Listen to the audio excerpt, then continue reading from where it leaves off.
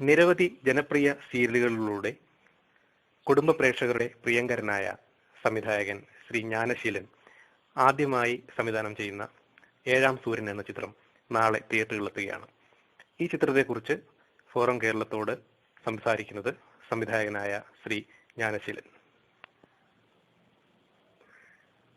മിന്നുകെട്ട് പരമ്പരയ്ക്ക് ശേഷം മലയാളി പ്രേക്ഷകർക്ക് മുന്നിൽ ഞാൻ കാഴ്ചവെക്കുന്നത് ഒരു സിനിമയാണ് ഏഴാം സൂര്യൻ.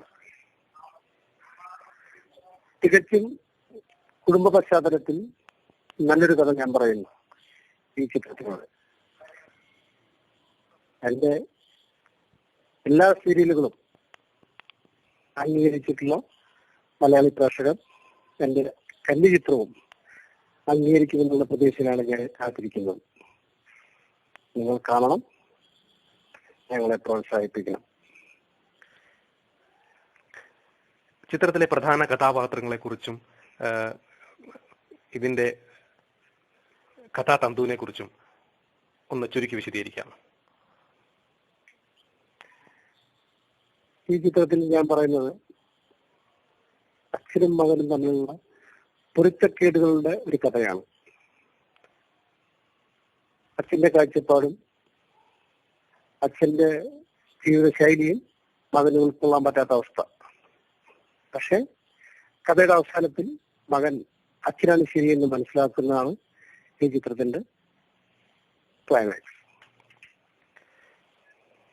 മലയാള സിനിമയിലെ പുതിയ താരോദയം ശ്രീ ഉണ്ണി മുകുന്ദനാണ് ഈ ചിത്രത്തിലെ പ്രധാന കഥാപാത്രത്തെ അവതരിപ്പിച്ചിരിക്കുന്നത്.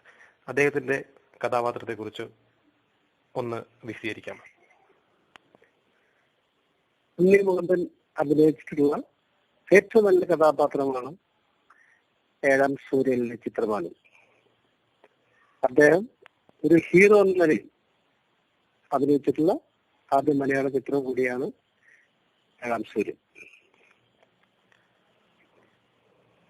ഏഴാം സൂര്യന് എല്ലാവിധമായ ആശംസകളും. ചിത്രം പ്രേക്ഷകർ ഏറ്റെടുക്കട്ടെ, ഒരു വലിയ വിജയമായി മാറട്ടെ. തുടർന്നും നല്ല ചിത്രങ്ങൾ സംവിധാനം ചെയ്യുവാനുള്ള അവസരം താങ്കൾക്ക് ലഭിക്കട്ടെ എന്ന് ആശംസിക്കുന്നു. Thank you very much.